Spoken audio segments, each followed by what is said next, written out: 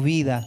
Hoy día yo quiero compartirles un tema al que he llamado promocionados a la manera de Dios. Promocionados a la manera de Dios. En realidad hay un pasaje en el libro de Filipenses 1:6 que quiero que lo lea conmigo, y después vamos a leer otro pasaje que está en Jeremías capítulo 18. Había pasado el de Jeremías, pero no el de Filipenses, así que vamos a leer 1:6, gracias, ya está puesto. Dice, mire cómo ve Pablo la obra de gracia del Señor en nuestras vidas. Tú tienes que alegrarte por causa de que un día vino a tu corazón el conocimiento de la buena noticia del Evangelio, de que Dios estaba en Cristo reconciliando consigo al mundo, no tomándoles en cuenta sus pecados.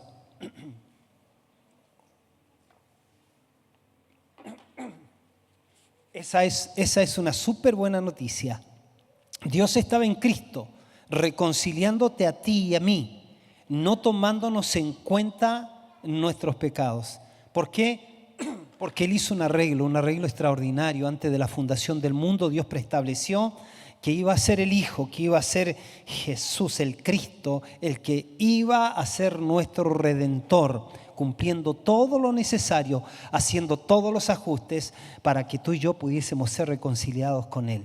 Eso es maravilloso. Y la reconciliación no comienza el día en que te mueres, comienza el día en que entregas tu vida a Cristo. A partir de ahí, el Señor empieza a operar dentro de ti, pero Él tiene un propósito, Él tiene un plan. Fíjense, todos nosotros llegamos a Cristo siendo parte del problema, pero qué maravilla es que luego Él nos torna en gente que somos parte de la solución. Eso es maravilloso. Entonces dice Pablo, estando persuadido de esto, que el que comenzó en ustedes, ¿qué obra? Él le llama buena obra, ¿no? Él la perfeccionará hasta el día de Jesucristo. O sea, Él está haciendo algo glorioso dentro de ti. De eso vamos a hablar. Y fíjense que Él quiere promocionarnos. Él quiere llevarnos a nuevas alturas.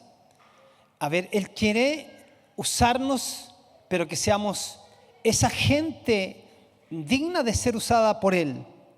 Pero esa dignidad tampoco proviene de que nosotros la hacemos, sino más bien de nuestra disposición. Él espera solo tu disposición.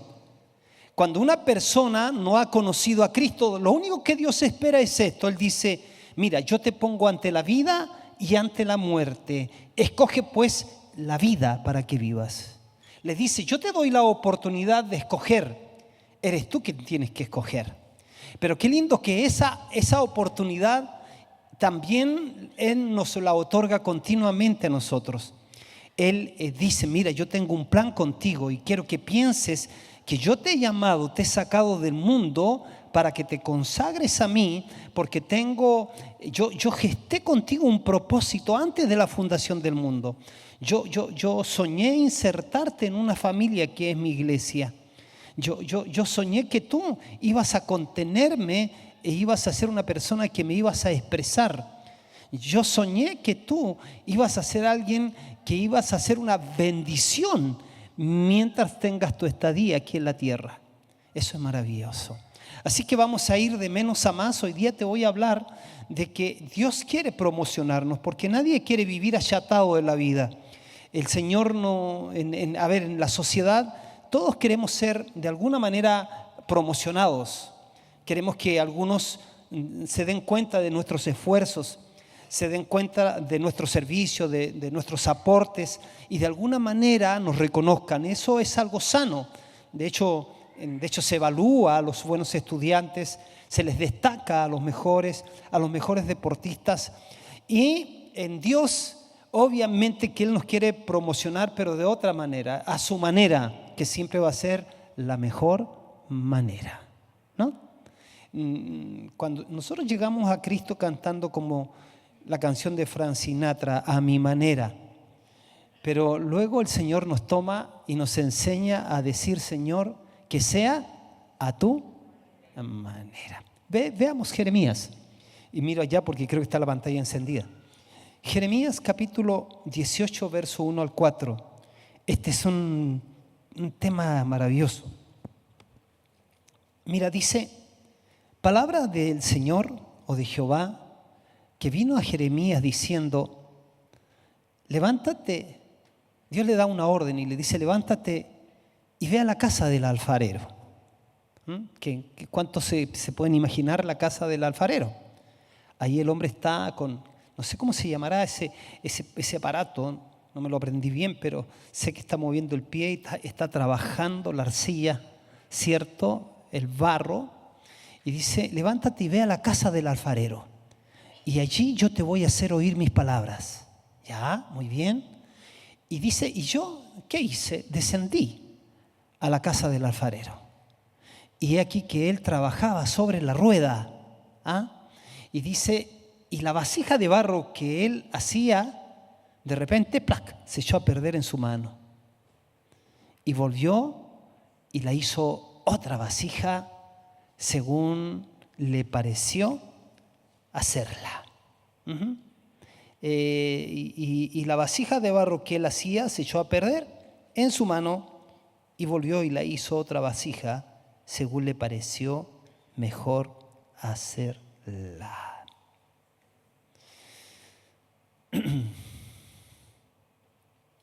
Cuando Dios nos llama, no es un llamado a seguir un camino solitos.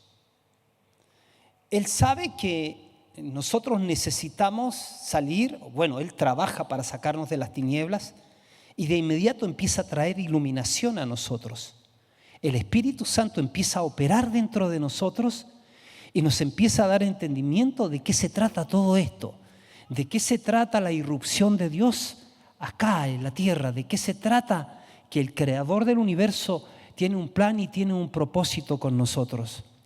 Viene Jesús anunciado por los profetas, siempre, por muchos años, el Verbo se hace carne y habita entre nosotros.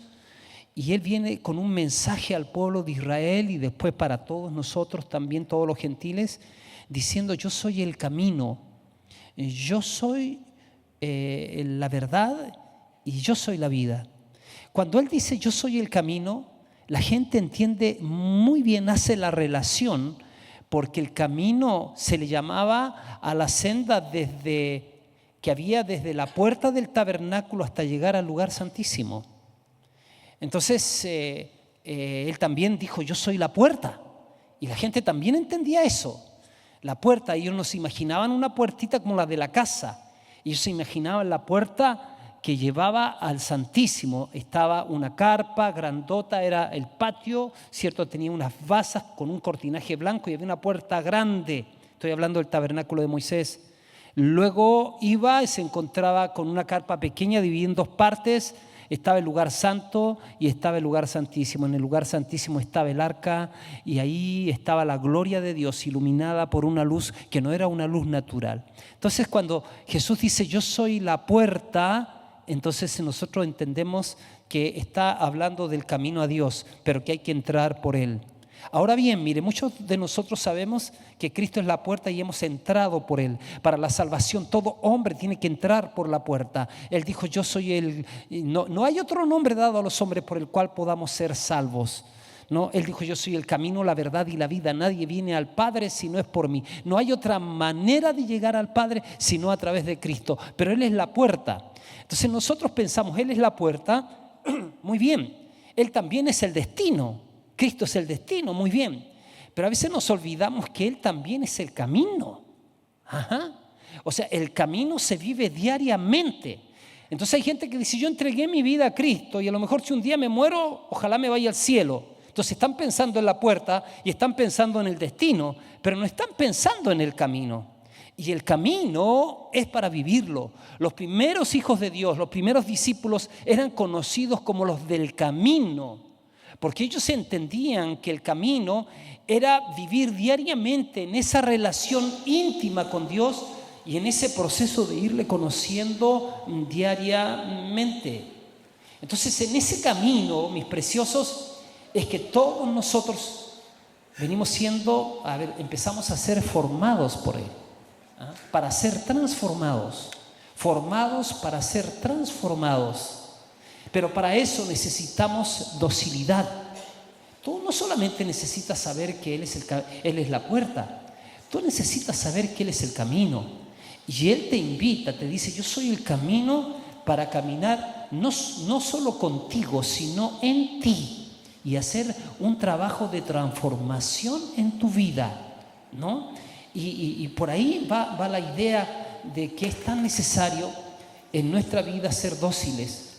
Y no una vez, sino muchas veces ir a la casa del alfarero. El Señor te invitará a la casa del alfarero. Él, como tiene un propósito grande, gigante, que tú no ves, Él lo ve. De vez en cuando te vas a ver metido en circunstancias que tú dices: oh, esto parece que es la casa del alfarero. El Señor entonces está moldeando, el alfarero está moldeando la vasija, ¿cierto? Lo que Él quiere hacer con ella, hasta llegar al producto final, al resultado final. La mirada de Dios con nosotros es una mirada de un producto completo. Se dice que Miguel Ángel es un escultor, tenía la particularidad, y más de alguna vez le sucedió con uno de sus aprendices, dice, iba caminando y de repente quedó extasiado mirando como un mármol deforme. Y él dice: oh, qué maravilla, qué maravilla. Entonces dice: ¿qué cosa? Dice el alumno. No, dice, este elefante hermoso, dice. Y el aprendiz ve que es un mármol deforme.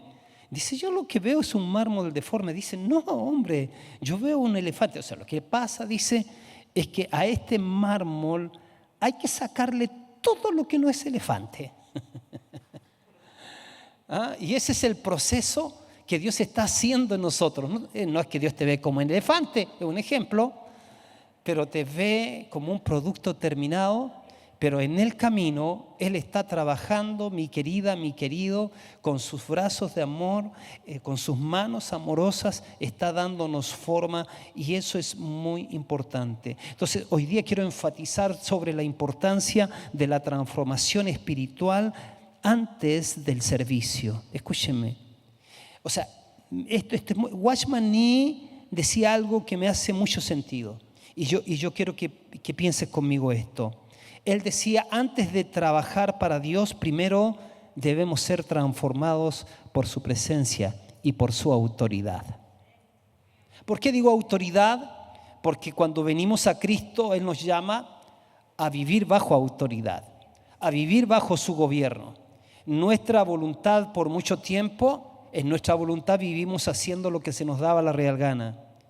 Pero cuando venimos al Señor, Él es nuestro Padre y hablamos con Él y le decimos: Padre nuestro que estás en los cielos, santificado sea tu nombre, venga tu reino, hágase ¿qué? No es mi voluntad, hágase tu voluntad. En mi proceso de crecimiento, siendo muy jovencito, un día estaba orando el Padre Nuestro. Estaba mutando, aprendiendo de que el Padre Nuestro no se ora como papagayo. Pero por si acaso, los primeros años, los primeros meses, yo me oraba el ángel de la guarda, el Dios te salve María, que me había enseñado mi abuela, y el Padre Nuestro como papagayo. Después ya empecé a descartar, ya no va el ángel de la guarda, no va el Dios te salve María, pero queda el Padre Nuestro. Pero después leyendo vi que no hay que orarlo como papagayo, o sea, como repetirlo muchas veces, porque no sea como esos que hacen vanas repeticiones. ¿Te acuerdas que dice así? Y de repente un día estaba orando: Padre Nuestro que estás en los cielos, y como que Dios me dijo: deténgase un poquito, vaya de a poquito. Ya en el tiempo he ido aprendiendo más. Padre, ahí me detengo: Padre, gracias porque eres mi papá. Padre, yo no viví con mi papá, pero tú qué bueno que me estás enseñando que eres papá bueno. ¿Ve? Así ya me he detenido en el Padre Nuestro. Padre, gracias porque soy parte de una familia. No estoy diciendo Padre mío, sino nuestro. ¿No? Señor, qué lindo, yo no te escogí a ti, tú me escogiste a mí, y yo tampoco puedo escoger a mis hermanos, ¿no? Así que Padre Nuestro, mira al que está al lado tuyo, no importa que sea feito, míralo. Diga: yo no escojo a mis hermanos, diga. De verdad, yo no escojo a mis hermanos. Y escúcheme, que en esto no quiero perder el hilo, pero porque a veces pierdo el hilo y la madeja y pierdo todo. Ya, escúcheme. Es que Dios nos está cambiando por dentro. Así que si Él te ve más o menos, nomás dile, la calidad va por dentro, ¿no? Él te está transformando por dentro. Bueno, a ver, no quiero perder el hilo, pero estamos diciendo entonces que estamos aprendiendo a relacionarnos con Dios y ya lo perdí el hilo, ¿eh? Ya, pero bueno, sigo. A ver, uno solo que me diga. Sí, yo sé que estábamos con el Padre Nuestro, pero quería llegar a algo con eso. ¿Ah? Ya, ser dócil, gracias, querida. La docilidad nos lleva a someternos al cambio. Es que se acaba el individualismo. Yo vengo a Cristo y tengo que estar dispuesto a que sea transformado mucho en mi vida, no poco, mucho. En el camino viene un proceso de transformación en donde aprendo que Él es mi papá, pero donde aprendo también que la iglesia es mi familia, y aprendo más ahí que la iglesia es el cuerpo de Cristo y que yo soy miembro de ese cuerpo y que yo tengo que ahora morir, hay una cruz donde tengo que morir continuamente al individualismo y tengo que considerarme parte del cuerpo de Cristo, y todos los miembros están adheridos a la cabeza que es Cristo. Yo no escogí a mis hermanos, Dios me insertó en su familia y Él está procesando su familia como un pueblo que Él lo ideó desde antes de la fundación del mundo en su corazón, que iba a ser una familia que le iba a contener, porque también le iba a expresar, le iba a magnificar. La iglesia no es cualquier cosa.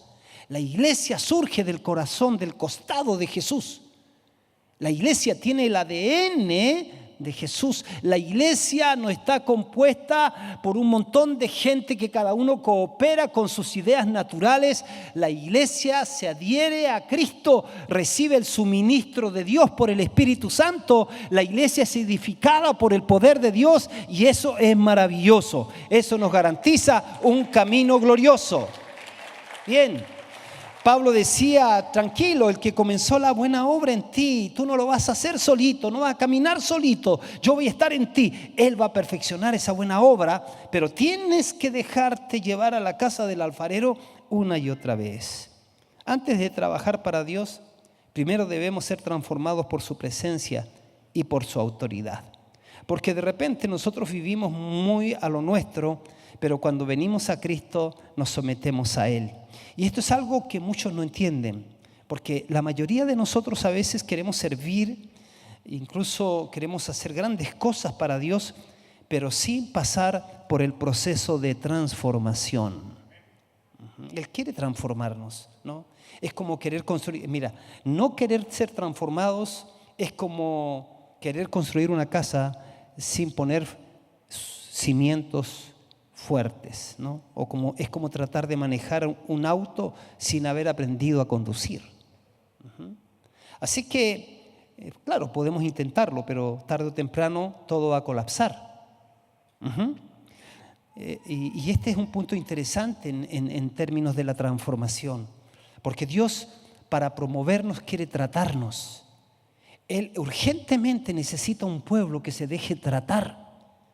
Porque hoy día la creación misma está esperando, la creación afectada por el pecado, está esperando la manifestación gloriosa de los hijos e hijas de Dios, de los hijos maduros, los juíos, los maduros de Dios. Él espera tu disposición, que tú le digas, cuenta conmigo, Señor, de una vez por todas. Él quiere contar contigo al 100%. Él quiere que tu rendición sea al 100%. Dios no busca personas perfectas ni supercapacitadas. Él busca personas dispuestas, pero antes de usarlas, las moldea, las prepara y las cambia por dentro. Y ahí estamos nosotros. Y sabes que la dificultad es que muchos quieren promoción sin pasar por la formación. Quieren el impacto sin haber sido quebrantados. Y es ahí donde nos encontramos con una verdad incómoda. ¿Cuál?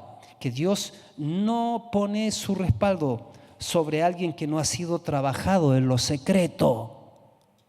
Sí, Señor. Mire, escúcheme. Jesús en la transfiguración va con 3, pero ¿cuántos eran? Sube al monte con 3. Es que para ir a lo profundo hay que subir al monte de la intimidad, al monte de la búsqueda. Pero eran 12, pero suben 3. Y 3 suben a la intimidad, 3 suben al trato, 3 suben a la experiencia. Nuestro caminar con Dios tiene que ser un caminar de experiencias con Él diariamente, porque nunca tendremos experiencias terminales con Dios. Hay un mundo que trabaja para desintegrarte. Hay un mundo que trabaja para acaparar tu atención, a fin de que los quehaceres del mundo y el afán del mundo ahoguen la palabra. Habían 12, pero 3 subieron con Jesús. Y mientras estaban en la gloria, como aprendimos el domingo pasado, el Señor dice, está bien, tenemos que estar en la cima, pero hay que bajar. Porque hay que bajar al valle, porque en el valle nos vamos a encontrar con la gente influida por el diablo. Ya se ha parado de la discusión entre los oprimidos y los poseídos y cosas. Dice, lo que pasa es que el Señor dice que todo el mundo está bajo el maligno. Entonces hay distintos niveles de influencia del enemigo en la vida de las personas.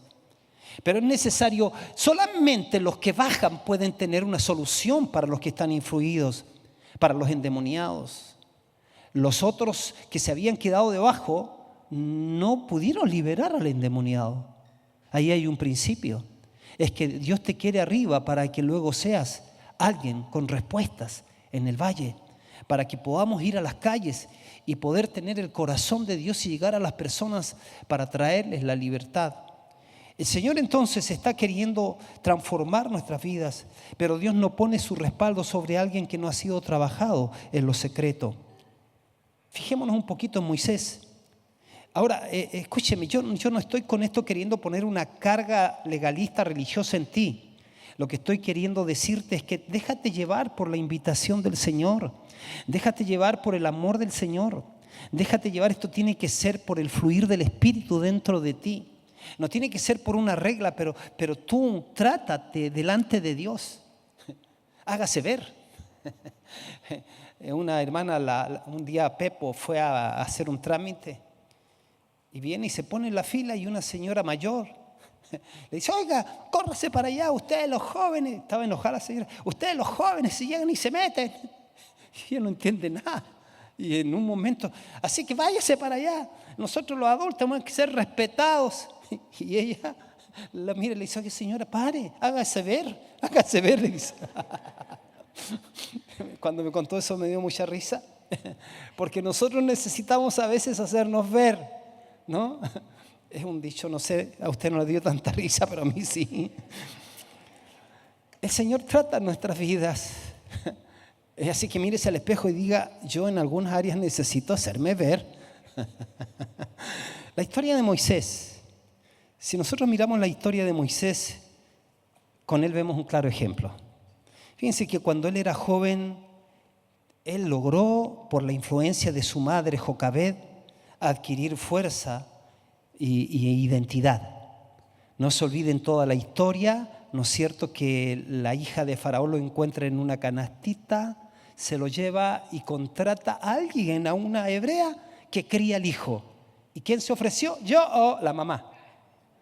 Entonces la mamá, imagínese, en el palacio del rey, nada menos que criando a su propio hijo y diciéndole, hijito, usted no es de acá, usted pertenece al pueblo de Dios. Disfrute de los perfumitos de Faraón, de la comida, porque Moisés se veía los programas del rey, los perfumitos del rey, las copitas del rey, todo, pero no era de ahí. Y Moisés sabía que no era, y sabía que tenía un llamado. Sabía que tenía un llamado, pero era así como tranquilo, nervioso. Y un día ve cómo un egipcio estaba maltratando a uno de su pueblo porque estaban esclavizados ahí por los egipcios. Y él se abrió camino y ¿qué hizo? Mató a los egipcios, ¿no? Los mató. Él tenía fuerza, él tenía identidad. Moisés tenía una identidad clara. Él sabía que su propósito era liberar a su pueblo. Él sabía eso también, pero quiso hacerlo a su manera. Se apresuró, lo hizo con su propio esfuerzo, lo hizo en la carne, lo hizo con la capacidad humana, lo hizo con su propio plan. Y pensó que por ser quien era, ya estaba listo, pero no lo estaba. Mató al egipcio creyendo que estaba haciendo justicia y terminó huyendo al desierto. Y terminó huyendo al desierto completamente derrotados, lejos de todo lo que pensaba que era su llamado. Todo cambió. Pero si yo tenía un llamado y de repente ve que se pasó de la raya. Se despertó el oso dormido que había dentro, no estaba muerto, decimos nosotros, ¿cierto? Se despertó y le brotó, no había sido tratado, no se había dejado tratar y como consecuencia pasó 40 años en un lugar donde nadie lo conocía, sin poder, sin reconocimiento, sin los perfumitos de Faraón, sin los programas de televisión, sin la vida que alguna vez él se imaginó. Y en ese tiempo Dios estaba usando ese tiempo para quebrantarlo. Dios lo quebrantó, Dios lo moldeó, Dios le enseñó a depender completamente de Él. Yo no sé si has llegado, mi precioso, a esa experiencia. ¿Te operaron alguna vez? ¿Te operaron? ¿Te metieron al pabellón? Ay, Señor. A mí me metieron a un pabellón. Yo le dije, ¿dónde me va a hacer el tajo, doctor? Acá. Ya, hágamelo como cruz porque soy cristiano. Usted no le da instrucciones a nadie ahí, señores. Usted se encomienda. Ahí se encomienda. Menos mal que Dios no es como nosotros. Porque si fuera como nosotros nos diría, aquí te quiero ver, guachito. No eras tan independiente. No era, esto es mi Dios, señores, esto es mi Dios. ¿Se acuerdan? No, pero no dice así Dios. Dios es bueno, ¿no? Dice que aquí viene afligido, bueno, como medio a última hora, pero he decidido no llevarte. ¿Sí o no? La dependencia, pero no solamente ahí. Eso a veces es fácil porque nos conviene depender ahí. Pero en el quehacer diario es el tema. Es ahí donde tiene que ser la dependencia. Es ahí, señores. Es ahí donde yo tengo que aprender que hay una estructura que Dios ha establecido, que Dios me insertó en una familia, que en esa familia hay un orden, que también hay autoridades, que yo tengo que avisar algunas cosas, que tengo que considerar otras, que tengo que brindarme al servicio, que soy parte de la familia de Dios, que no es que Dios me llamó para ser mi viejito pascuero cósmico que solamente me quiere bendecir, me quiere llenar de regalos y bendecir mis proyectos. No, Él dice, ven ahora, porque yo quiero que sepas que has sido insertado en una familia, pero principalmente te he llamado para relacionarte conmigo, dice Dios. Y como te he llamado para relacionarte conmigo, yo quiero hablarte, pero quiero enseñarte a distinguir mi voz de todas las otras voces del mundo. La pregunta es, ¿será posible que yo pueda distinguir la voz de Él? Pero si en la tierra hay mamás que distinguen la voz de sus hijos ante 100 hijos, son capaces de escuchar, mamita, esa es la Juliana, dice, ella es. Si los seres humanos somos capaces de distinguir, el Señor dice, también puedes aprender a distinguir mi voz. Quiero enseñarte a discernir mi palabra, a amar mi palabra. Moisés se adelantó. No fue hasta que Moisés estuvo realmente vacío de sí mismo que Dios lo llamó en la zarza ardiente. Vacío de sí mismo. porque este había sido enseñado en toda la sabiduría de los egipcios. Pero cuando Dios lo llama, Moisés le dice: Señor, no sé hablar. Vacío de sí mismo. Dios dice: yo voy a cumplir propósito contigo. Y es aquí entonces, mis preciosos, donde entendemos algo crucial. El llamado de Dios no es solo saber qué hacer, sino estar listo para hacerlo bajo su autoridad y no bajo la nuestra. Y este es el punto en el que muchos se detienen. Dice permisito, ¿cierto? Dice Monchito, hasta aquí llego yo. Hay personas que sienten que tienen un llamado, que saben que Dios quiere usarlos, pero no quieren soltar el control de sus vidas y entregárselas a Dios. No quieren pasar por el proceso, no quieren dejarse moldear, quieren servir sin haber sido transformados. Y lo que termina pasando es que intentan hacerlo en su propia fuerza. Quiero servirte, pero a mi manera. Y cuando las cosas no salen como esperan, se frustran, se desaniman y terminan agotados. Eso es lo que Dios no quiere, mis preciosos. Y no es que Dios no los haya llamado, es que todavía no estaban listos para lo que Él quería hacer con ellos.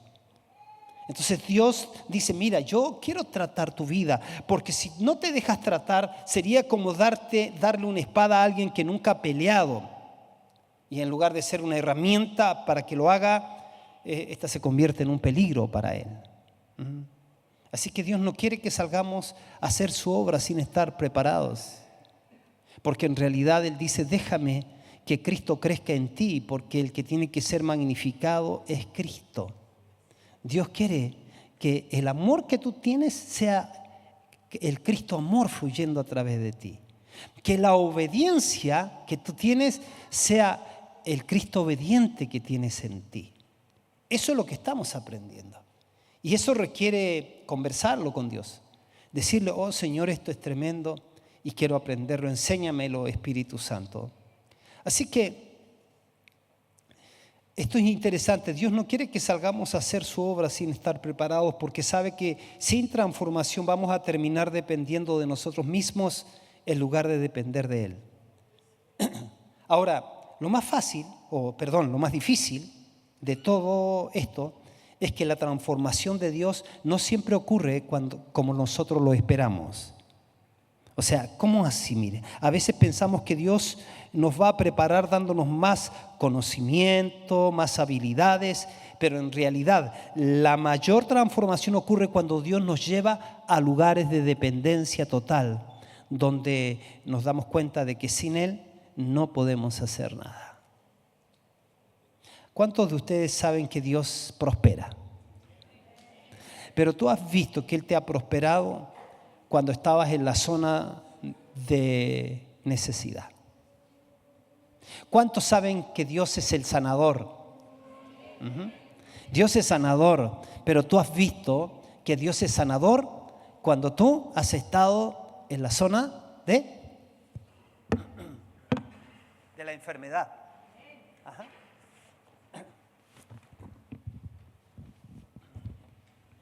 ¿Cuántos saben que Dios es Padre bueno que da compañía?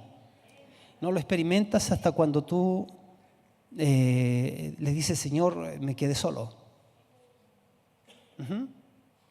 Y tú puedes ver todo eso, cómo es que Dios ha sido real para ti, pero cuando estás en un momento de necesidad, Dios está trabajando profundamente en cada uno de nosotros. Pero en esos momentos donde nos sentimos incapaces, donde todo parece estancado, donde parece que nada avanza, cuando Dios está trabajando, es cuando Dios está trabajando más profundamente en nosotros.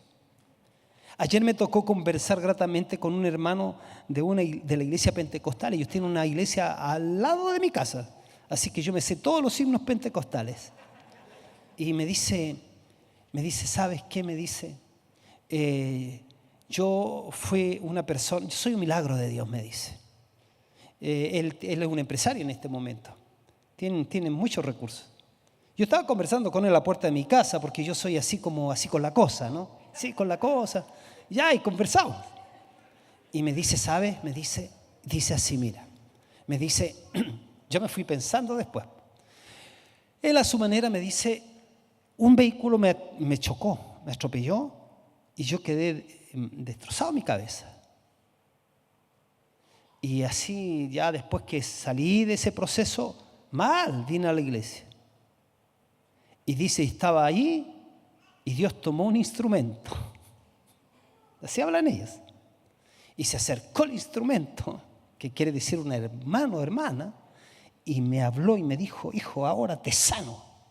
Y dice, y desde ese día, ¡oh!, me sanó Dios, dijo. Y hoy día yo le sirvo a mi Señor. Le sirvo, dice, yo le podría contar tantas cosas que Dios ha hecho conmigo. Y yo me fui pensando, las maneras que Dios tiene son tan distintas a como yo me las imagino. Que Él trabaja en la vida de nosotros. Y como decía Juan Carlos Ortiz, el Padre no se hace problema con las diferencias que tenemos nosotros, dice.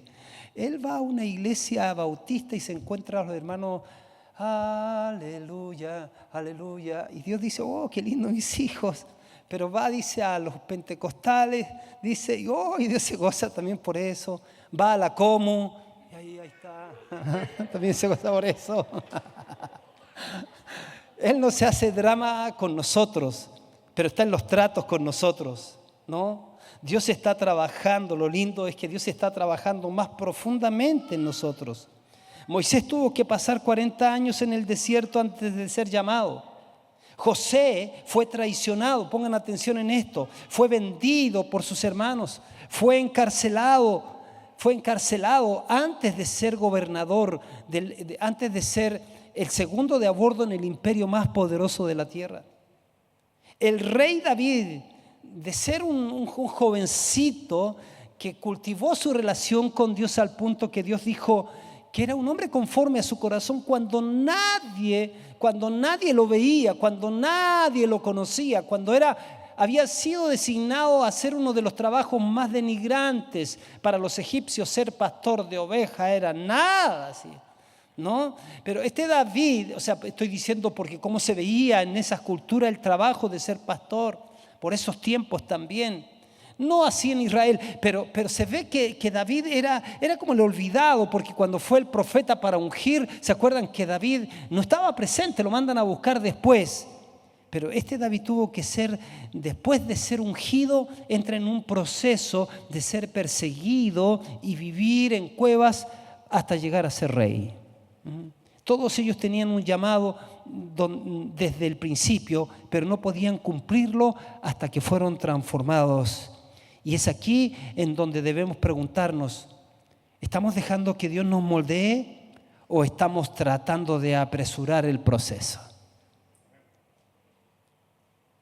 Yo me daba cuenta de jóvenes a veces, no acá, pero en mi proceso, imagínense, yo tengo 65 años y nací de nuevo a los 16 y era pastor a los 22. Pero en ese caminar me vi gente, jovencitos que se promovían a sí mismos. Se sacaban fotos con los grandes que visitaban sus iglesias y luego se promovían ellos. Así, mire, yo estoy con él, yo estoy con este otro, ¿no? Y yo cuando los olía, yo decía, ese es un gran problema, porque ese va a aparecer, sacar la cabeza en todas partes, empuja, ¿cierto? Es como la carrera del mundo que aplastan a cualquiera para llegar a la cima, pero después cuando llegan crudos no tratados. Y por la falta de carácter, por ser pillos, por ser mañosos, ¿cierto? Después dañan a la gente. Si esa es la cosa. Por eso el trato es muy importante. Y hay gente que debiendo de haber llegado a la tierra prometida de sus logros, en 11 jornadas se han demorado 40 años por lo que le pasó a Israel. Debía haber llegado en 11 jornadas, se demoró 40 años. ¿Por qué? Por las mañas. Porque se hacen mañosos, porque no se dejan, mañosos me refiero difíciles, mañosos, o sea, en el sur, ¿no? Este animal es mañoso, así dicen, ¿no? No se dejan tratar. Y a lo mejor nosotros por ahí estamos. A lo mejor no nos hemos demorado tanto, pero debimos haber llegado antes y no dependió de Dios, sino más bien dependió de nosotros. La pregunta es si estamos dejando que Dios nos moldee Si queremos obediencia, ¿estamos siendo obedientes cuando Dios nos manda? Y a veces es notorio, ¿no? Muchachos, vamos a ir a evangelizar. Todos los que están acá desaparecen, vienen 5, 6. ¿Qué pasó? ¿Te avergüenzas del Señor? ¿Te avergüenzas de dar la cara? ¿Te van a mirar la gente de tu status quo, de tu nivel?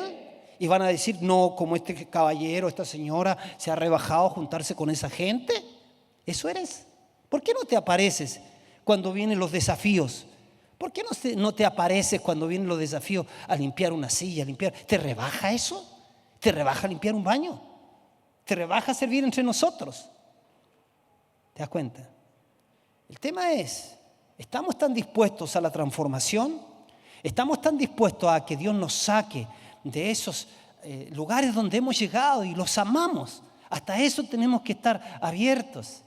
Fíjense, yo que con todos los años ya mis hijos se casaron, ¿cierto? Yo decía, cuando mis hijos se casen habré terminado, señores, me olvido, ahí con mi Debrita. Es pura mentira, eso no es verdad.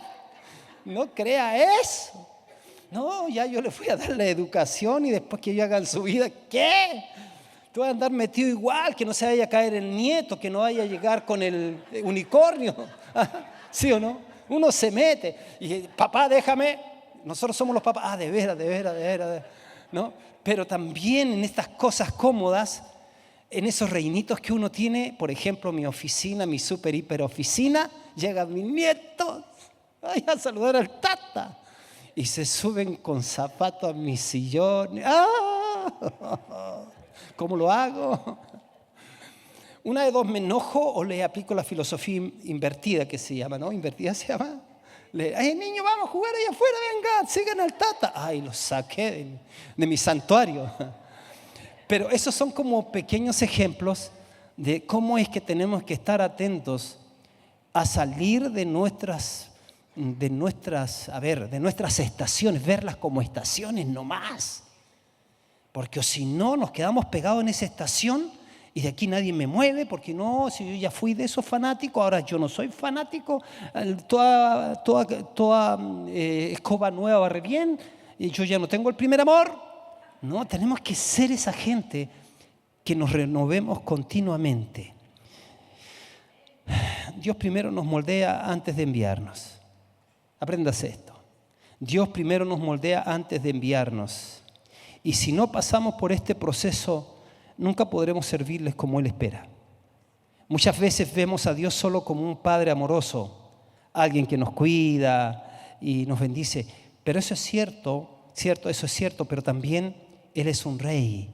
Él es un rey con autoridad y como rey tiene el derecho de formarnos a su manera y no a la nuestra. Escúcheme, le voy a decir algo, mire. Las indicaciones para nuestro liderazgo es que nosotros vamos a ayudar a la gente necesitada entre nosotros. Le vamos a dar el pescado, pero vamos a esperar que tú, en la medida que recibas el pescado, aprendas a pescar. Y que nos permitas a nosotros enseñarte a pescar. Porque si tú llegaste siendo parte del problema, como todos nosotros, y pasan los años y sigues siendo parte del problema, ¿sigues añadiéndole canas al pastor? No. Entonces quiere decir que no estás aceptando los procesos. No retrases tus procesos. Aprende a ser, dócil, aprendamos a ser dóciles e ir a la casa del alfarero. El Señor es un rey con autoridad y como rey tiene el derecho de formarnos a su manera y no a la nuestra. Jeremías 8:6 dice que somos como el barro en las manos del alfarero. Y si lo piensas, el barro por sí solo no tiene forma e incluso no tiene valor hasta que pasa por las manos del que sabe darle propósito. Aquí está el tema. A nadie le gusta ser moldeado, a nadie le gusta sentirse presionado, quebrantado para ser transformado. Yo te pregunto, mira, detecta esto. Cuando alguien te corrige, ¿de inmediato te justificas? Si te defiendes, estás vivo todavía. No, estás vivo. No. Queremos servir a Dios, queremos hacer su obra.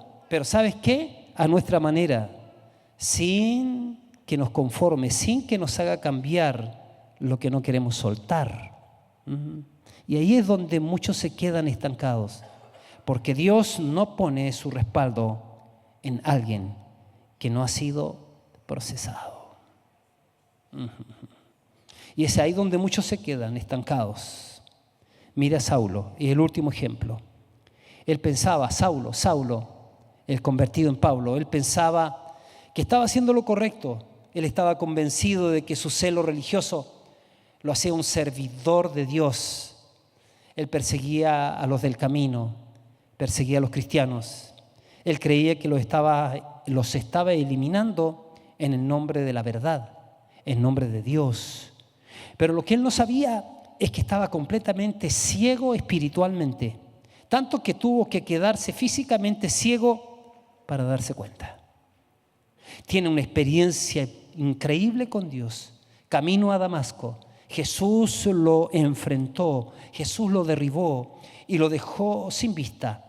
Y eso, escuchen, no fue un castigo, fue una pausa, fue un reinicio para el apóstol, para el que iba a ser apóstol.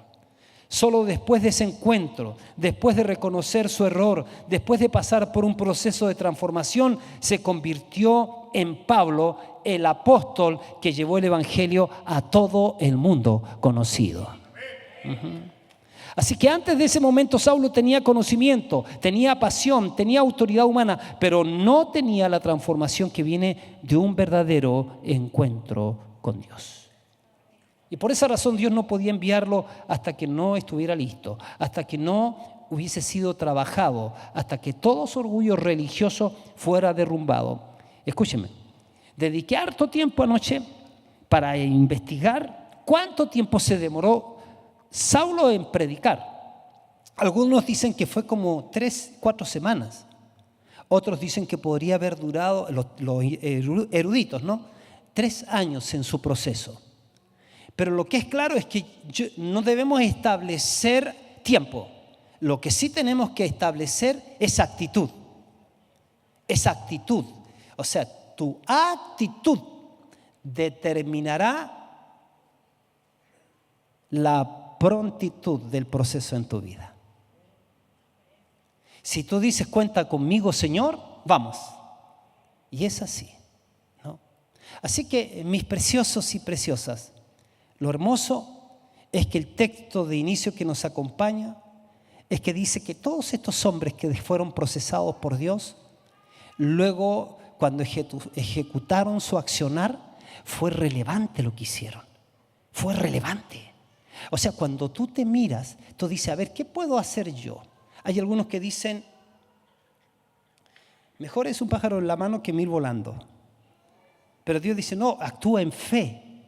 No te aferres a una sola cosa, no te aferres a lo poquito, aférrate al plan que yo tengo contigo, escudriña conmigo, ¿no?